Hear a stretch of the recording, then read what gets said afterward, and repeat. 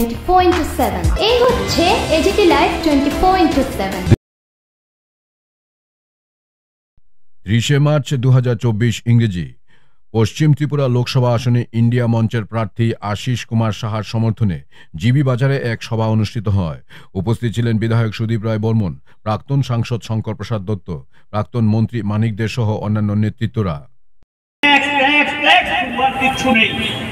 বাজারে যান, 80 বছরের বৃদ্ধ আপনার ছোট্ট একটা ব্যাগ, মোটামুটি বড় একটা ব্যাগ ভর্তি করে আসতে পারতেন যদি 500 টাকা বাজার করতেন। 1000 টাকার বাজার করে এখন বকলের নিচেই যথেষ্ট, ব্যাগের আর দরকার নেই। জিনিসপত্রের দাম কি হারে বাড়ছে কল্পনা করতে পারেন? এই জিনিসের জন্য বিজেপির কি আলাদা দোকান আছে? যারা বিজেপি করেন সস্তায় জিনিস পান, তাহলে আমরাও বিজেপি করতাম, সস্তায় জিনিস পেতাম, ভালোই তো। তো আপনি বিজেপি করছেন, আপনি বাজারে গিয়ে আপনার পকেটে সব টাকা ঝেড়ে দিয়ে আসছেন, আপনি প্রতিবাদ করবেন না? আপনি কথা বলবেন না? আপনার তো নাগরিক হিসেবে এটা প্রতিবাদ করা উচিত। এই পার্টি আপনি করুন, আপত্তি নেই, কিন্তু প্রতিবাদ করা উচিত। এই জিনিসপত্রের দাম নিয়ে কৈফিয়ত চাইলে খেপে যায়, আপনার বিরুদ্ধে জেলখানা পাঠাবে, মামলা মোকদ্দমা দিয়ে দেবে। আর যে সমস্ত সংবাদপত্রগুলো এগুলো নিয়ে বাড়াবাড়ি করবে, লিখবে, তাদের বিরুদ্ধে ব্যবস্থা নাও। অর্থাৎ কথা বলা যাবে না, কথা বলা যাবে না। আর এখন গত নির্বাচনটা ওই পূর্বমা বলে কাশ্মীরের কথা দেখিয়ে উনি মোটামুটি পাশ করে গেছেন। এই নির্বাচনে বলবেনটা কি?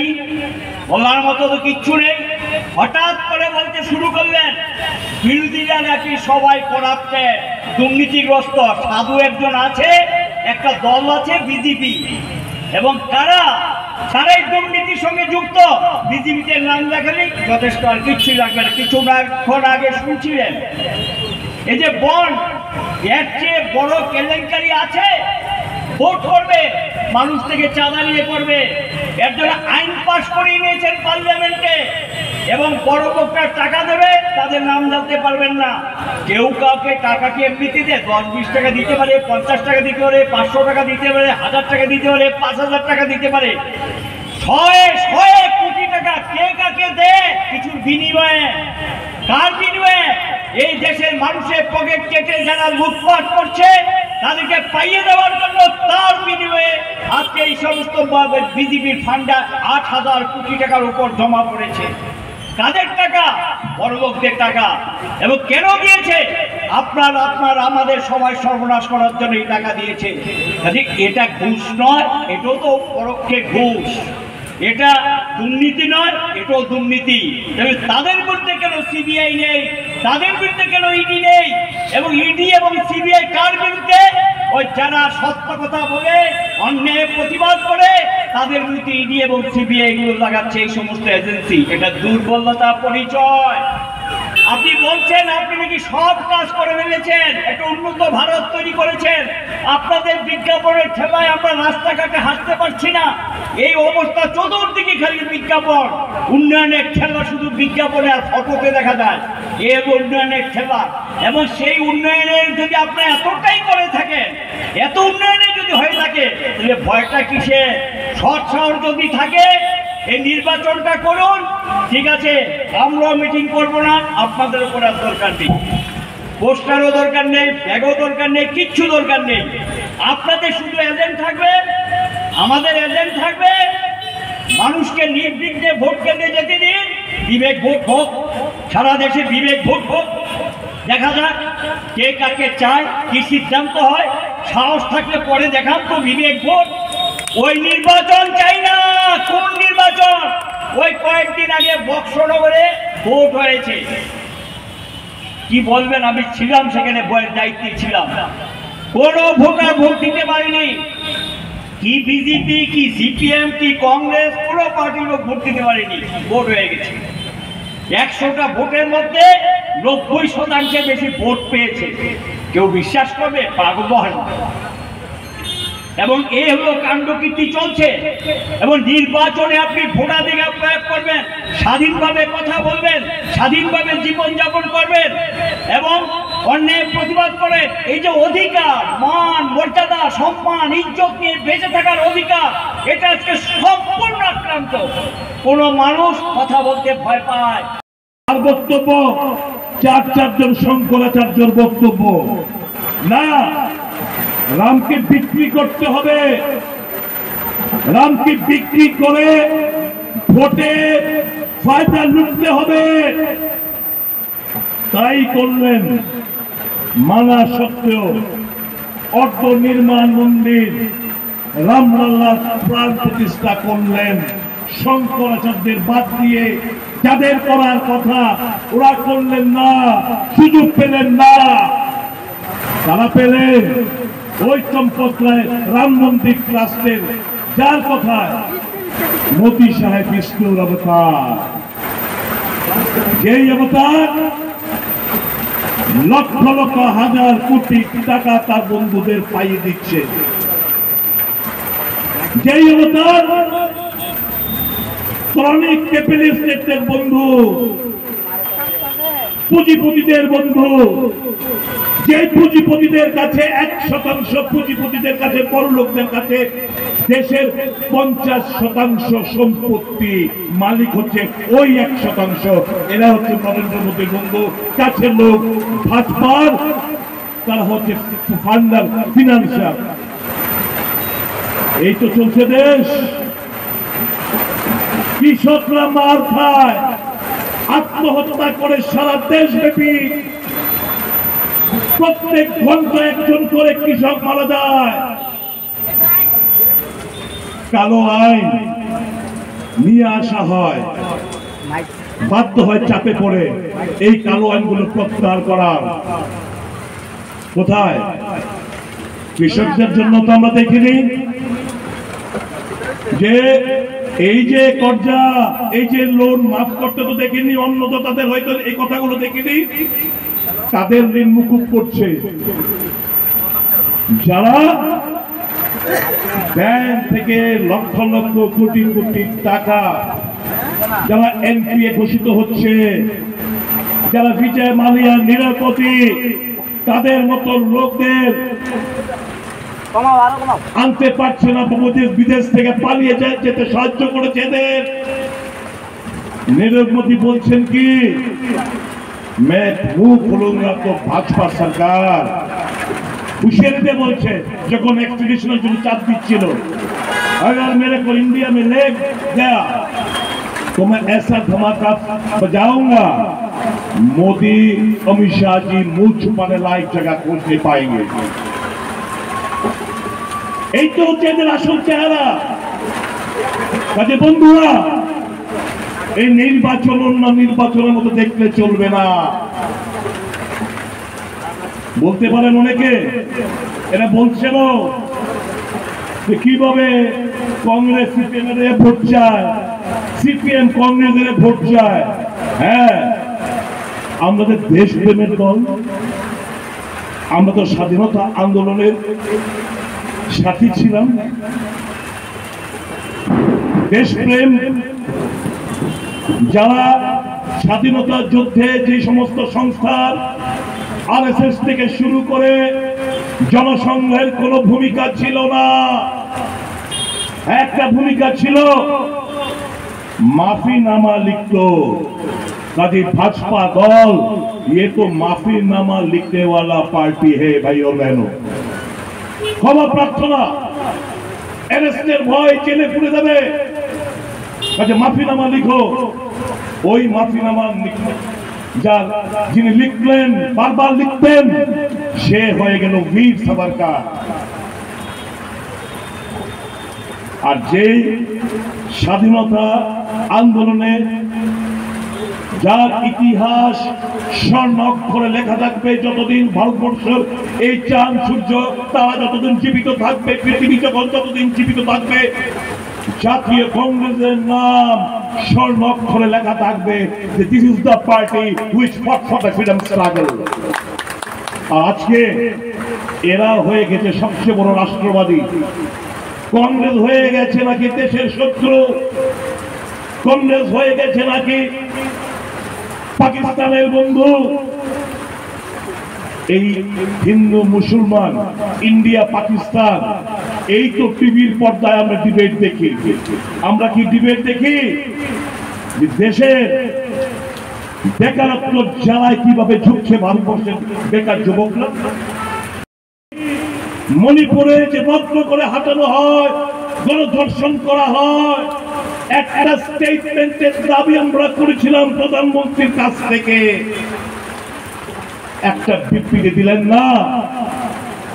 যেই কুস্তিবীররা দেশের স্বর্ণ মেডেল নিয়ে এলেন, তারা ওই যন্তর মন্তরে বসে আন্দোলন করলো, তাদের দলের এমপি তাদের সঙ্গে শ্লীলতাহানির জঘন্য ক্রিয়াকর্মগুলো করেছে, শাস্তি দাবি করেছে। প্রধানমন্ত্রী শুনলেন না, আইনানুগ ব্যবস্থা নিলেন না। তারপরে বলবে বেটি বাঁচাও বেটি পড়াও।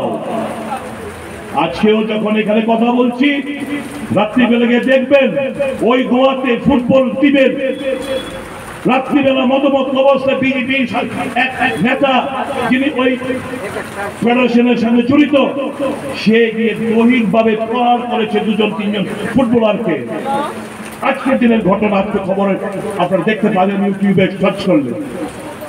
এ নিয়ে কোন টিভির মধ্যে ডিবেট হতে আমরা দেখি না। ডিবেট কি? হিন্দু মুসলমান, ज्ञानवापी मस्जिद, आर्कियोलॉजिकल खोद के शिवलिंग मिला, ठीक আছে। এই যদি হয় ভারতবর্ষের অবস্থা, এই যদি হয় ভারতবর্ষের মানুষের চিন্তা ভাবনা, জ্ঞান ধারণা, দেশ আগামী দিন কত কোন জায়গায় যাচ্ছে বন্ধুরা ভাবতে হবে আপনাদের। এই দেশটাকে আমরা রসাতলে যেতে দিতে পারি না। এই দেশ আমার, এই দেশ আপনার। দেশটা রসাতলে যাচ্ছে। बोलता है ये पार्टी, बोलता है कांग्रेस 70 साल क्या किया। अरे स्वाधीनता आंदोलन के साथ कांग्रेस का नाम जुड़ा हुआ है। स्वाधीनता जब प्राप्त हलो, सुई बनाने का कारखाना नहीं था भारतवर्ष में। 70 সালে আমরা কি না করেছি? ইন্ডাস্ট্রিয়ালাইজেশন, গ্রিন রেভলিউশন থেকে শুরু করে স্বাস্থ্য বিপ্লব, এনজিএনডেগার মতো ঐতিহাসিক কর্মসংস্থানের guarantee, food security act guarantee, খাদ্য সুরক্ষা গ্যারান্টি, শিক্ষার অধিকার আইন তার গ্যারান্টি। বাসস্থান নাম পাল্টিয়েছে, ইন্দিরা আবাস যোজনা নাম পাল্টিয়েছে প্রধানমন্ত্রী আবাস যোজনা। গ্রামীণ বিদ্যুতীকরণ যোজনা রাজীব গান্ধীর নামে নাম পাল্টেছে, দীনদয়াল উপাধ্যায় গ্রামীণ বিদ্যুতীকরণ যোজনা নাম পাল্টেছে। বলো বন্ধুরা, একটা জনগণের স্বার্থে একটা প্রকল্প ঘোষণা ভাজপা করেছে, বলছে বিকশিত ভারত। আমি অন্ধভক্তদের জিজ্ঞেস করতে চাই, যেই দেশে প্রধানমন্ত্রী গর্বের সঙ্গে বলে हम लोग 80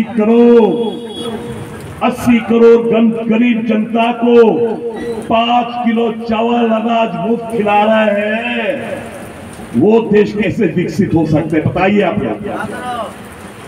जिस देश में 5 किलो अनाज 80 करोड़ जनता को मुफ्त में मिलता है, वो देश कैसे विकसित हो सकता है? ये सवाल मैं अंदर भक्तों से मैं पूछना चाहता हूं, जरा मेहरबानी करके बताइएगा। किच्छु ना, सब एडभार्टाइजमेंट एडभार्टाइजमेंट एडभार्टाइजमेंट।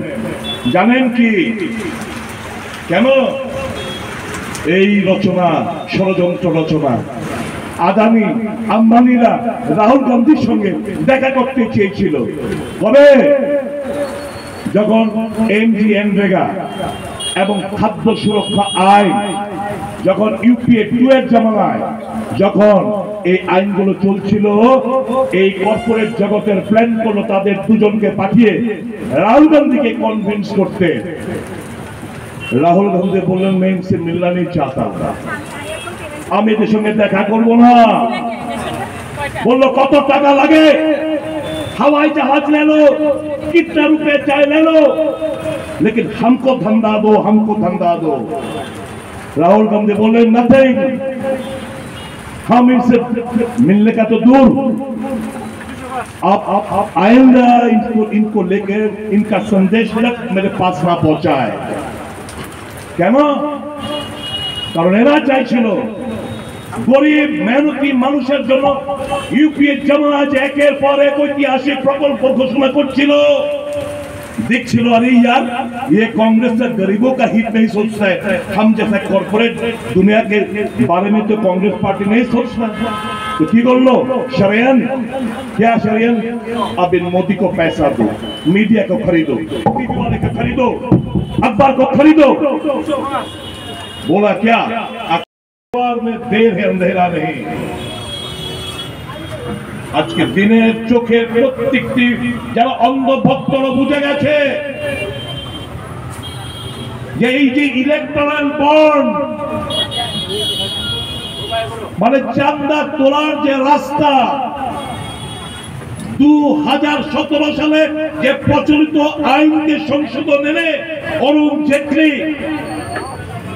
যে কালো টাকা কিভাবে উপার্জন করা যায় যেটা আইনে পরিণত হয়েছে, সেদিন সবচেয়ে বড়, এটা আমার বক্তব্য না, আমার পূর্ববর্তী বক্তা বলে গেছেন, ভারতবর্ষের বর্তমান ফিনান্স মিনিস্টার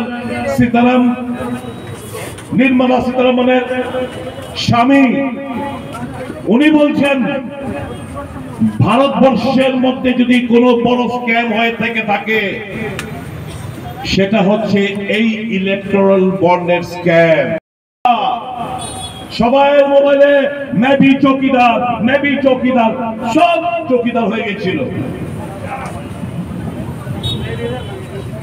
তখন যখন রাহুল গান্ধী কাंग्रेस নেতৃত্ব বললেন ये চৌকিদার চোর হ্যায়, সারা ভারতবর্ষের অন্ধ ভক্তরা বাজার হাট ঘাট গরম করতে শুরু করলেন। অহংকার। নেতাজি সুভাষ চন্দ্র বলেছিলেন আমাকে রক্ত দাও, আমি তোমাদের স্বাধীনতা দেব। হাজার হাজার নওজওয়ান সারা দেশব্যাপী এই নেতাজির আহ্বানে আজাদ হিন্দ ফৌজের নাম লিখিয়েছিলেন। কংগ্রেসের নেতৃত্বে যে আন্দোলন, কমিউনিস্ট বন্ধুদের সহযোগিতায় তার সার্থকতা লাভ করলেন 1947 সালে 15ই আগস্ট। বিজেপিদের অন্ধভক্তদের কাছে ভারতবর্ষ, ইন্ডিয়া, হিন্দুস্তান স্বাধীনতা লাভ করেছে 2014 সালে, অর্থাৎ মোদী ক্ষমতাসীন হওয়ার পর এই দেশ নাকি স্বাধীন হয়েছে তাদের কথা অনুসারে। ওই নেতা আরেকবার তালেব দিলেন,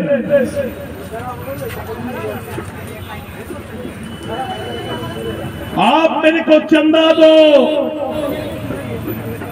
मैं आपको धंधा दूंगा। अगर चंदा नहीं दिया, धंधा नहीं दूंगा, हाँ लेकिन ईटी, सीबीआई और इनकम टैक्स का फंदा मैं जरूर आपको फंसाऊंगा।